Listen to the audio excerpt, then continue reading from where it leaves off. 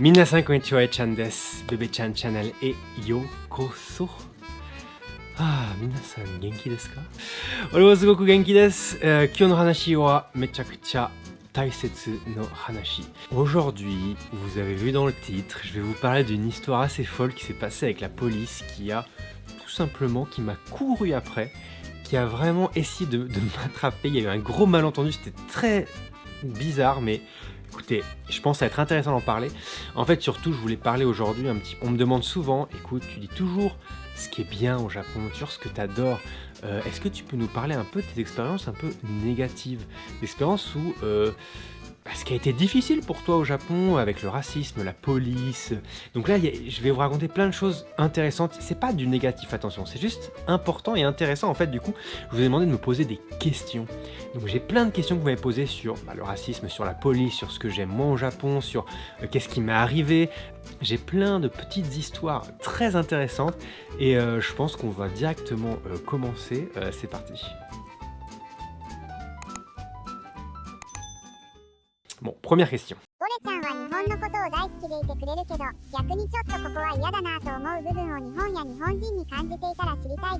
C'est intéressant, on me la pose souvent et c'est vrai que je parle jamais de ce qui me déplaît ou ce qui est plus difficile pour moi parce que dans un premier temps, moi j'aime faire cette chaîne parce que j'aime parler de ce que j'aime, tout simplement, et j'aime partager de la positivité. Je fais pas une chaîne pour parler de ce que j'aime pas. Après voilà, est-ce qu'il y a des parties de la culture japonaise que j'aime pas ou que je trouve pas bien? Alors déjà non, dans un premier temps parce que c'est une culture. Je peux pas trouver quelque chose de pas bien dans une culture. Il n'y a rien de mauvais dans une culture.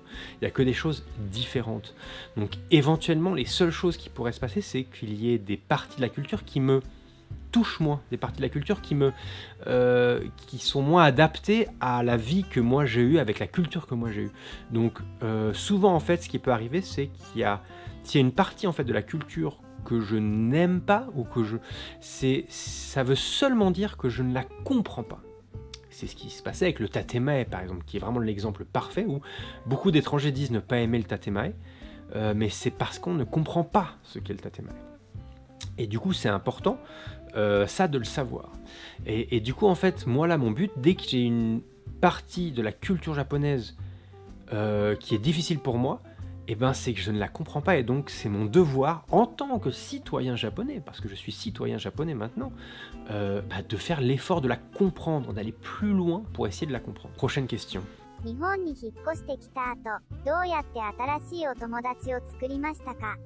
Alors ça c'est un topic qui est très intéressant et qui est, je pourrais dire beaucoup de choses dessus. J'ai envie de faire une vidéo dessus, honnêtement, dites-moi si ça vous intéresse. Mais je vais vous dire, techniquement, c'est très dur de faire des amis au Japon en tant qu'étranger. Tout simplement parce que la vision, la définition de l'amitié, en fait, au Japon ou en France, est différente. Du coup, on peut être amis, mais ce que moi j'attends de lui et ce que lui attend de moi ne va pas être la même chose un petit peu.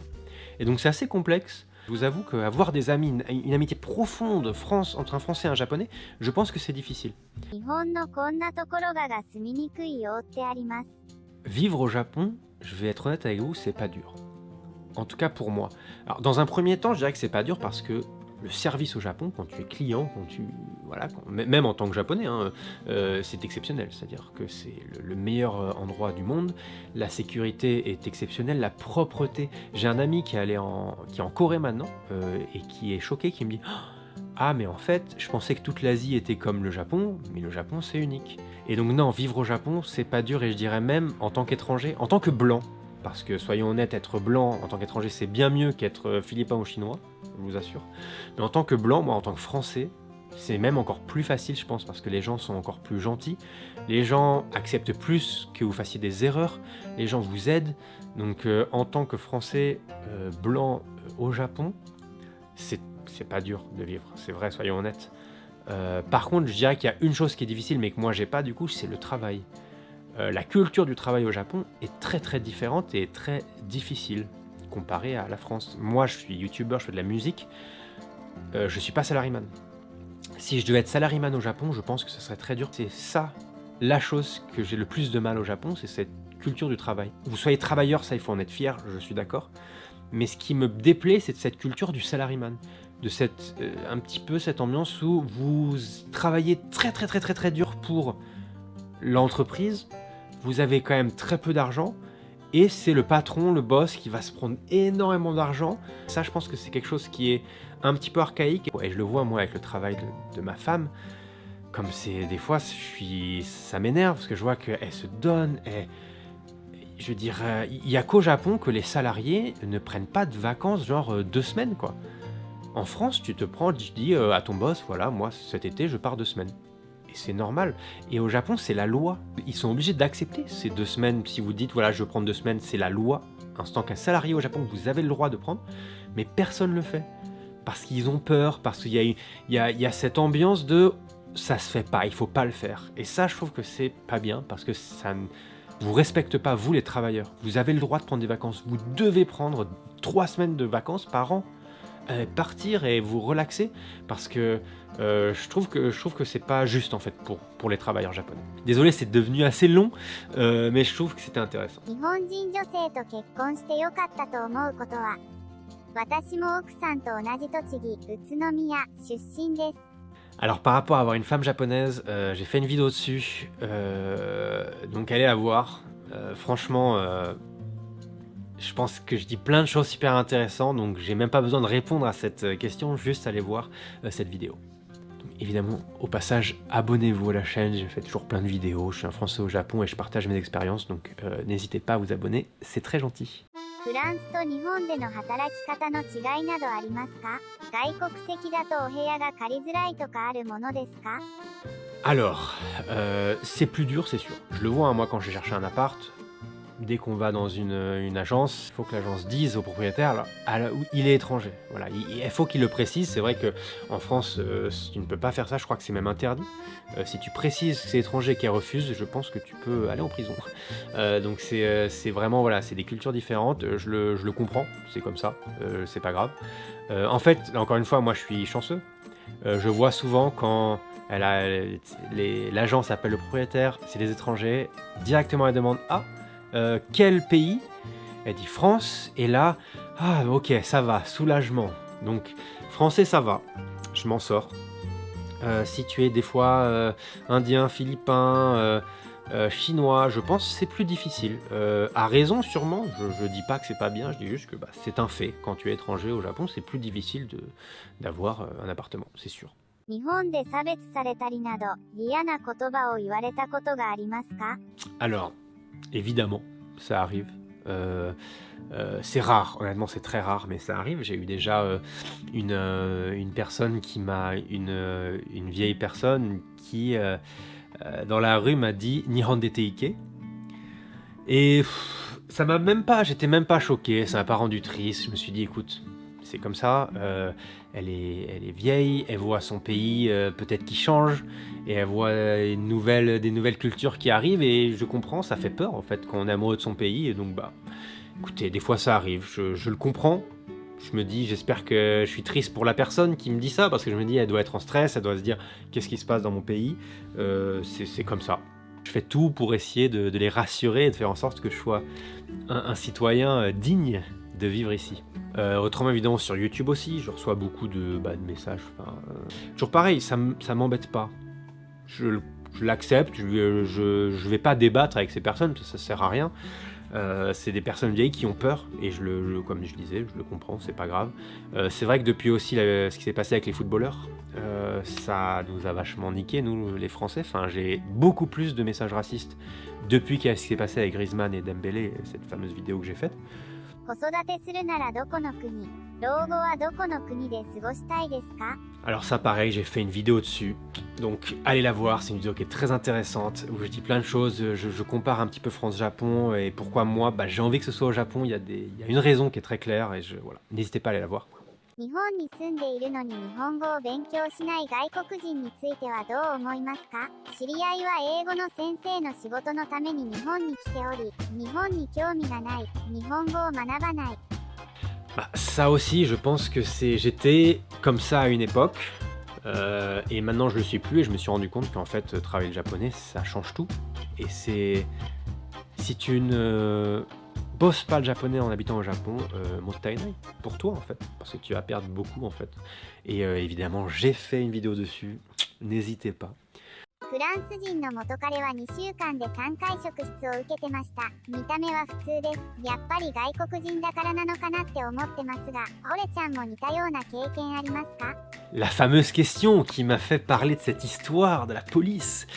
Les amis, c'est exceptionnel. Il était, voilà, Kotomi, des fois ma femme, elle rentre tard le soir du travail. Parce qu'elle bosse beaucoup.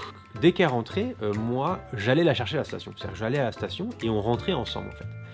Et du coup, moi, voilà, ce soir, il est 22h. Je sors de chez moi.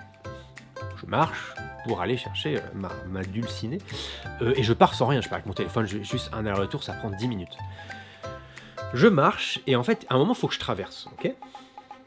Et en traversant, en fait, là, le feu était pas pour moi. Et donc, je marche du coup en me disant, bah, je vais sûrement traverser au prochain feu, au prochain passage piéton. Mais en marchant, en m'éloignant du premier passage piéton qui était rouge, je regarde toujours un petit peu en bonne. Je marche, mais genre, est-ce qu'il passe au rouge ou pas? Pour les voitures. C'est-à-dire, est-ce que je vais pouvoir passer ou pas? Et en fait, je le dépasse, en fait. Et là, au moment où, en fait, je continue à marcher, je vois que, oh putain, ça y est, ça passe vert pour moi.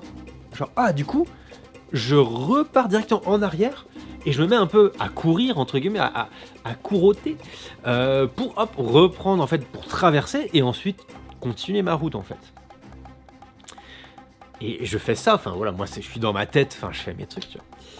Et je marche. Et là, j'entends 2 policiers qui crient, genre, arrêtez-vous, chotomate kudasai! Ils sont très loin. Et je me retourne et il y a 2 policiers, mais qui me courent après. Ils sont là, chotomate kudasai! Et là, je me dis, mais qu'est-ce qui se passe, quoi? Qu'est-ce qui se passe? Qu'est-ce que j'ai fait? Et ils s'arrêtent et ils me disent, est-ce que vous essayez de vous enfuir?